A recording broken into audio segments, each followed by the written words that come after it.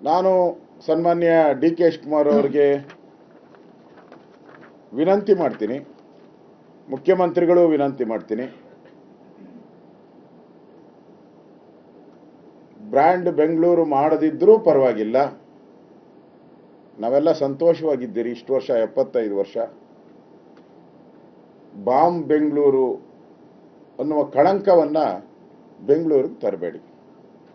Brand Bengaluru ಮಾಡದಿದ್ರೂ ಪರವಾಗಿಲ್ಲ, bomb Bengaluru ಅಂತ ಮಾಡಬೇಡಿ ದಯವಿಟ್ಟು.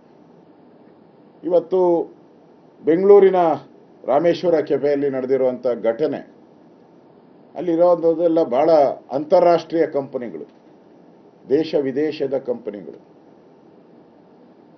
ಅಲ್ಲಿ ಈ ಬಾಂಬ್ ಸ್ಫೋಟ ಆಗಿದೆ ಅಂತ ಹೇಳಿದ್ರೆ ಅರ್ಥ ಮಾಡ್ಕೊಳ್ಳಿ, ಯಾರು ಭಯೋತ್ಪಾದಕರಿದ್ದಾರೆ ಅವರ ಕೃತ್ಯ ಇದರಲ್ಲಿ ಸ್ಪಷ್ಟವಾಗಿ ಕಾಣ್ತಾ ಇದೆ.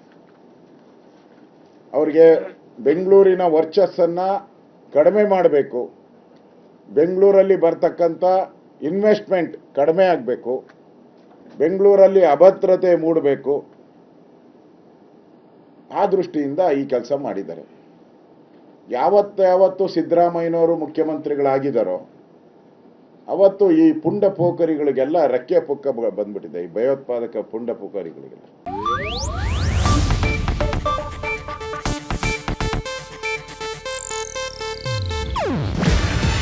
ಇದು ಏಷ್ಯಾನೆಟ್ ನ್ಯೂಸ್ ನೆಟ್ವರ್ಕ್ ಪ್ರಸ್ತುತಿ. ನೀವು ನೋಡ್ತಿದ್ದೀರಾ ಏಷ್ಯಾನೆಟ್ ಸುವರ್ಣ ನ್ಯೂಸ್.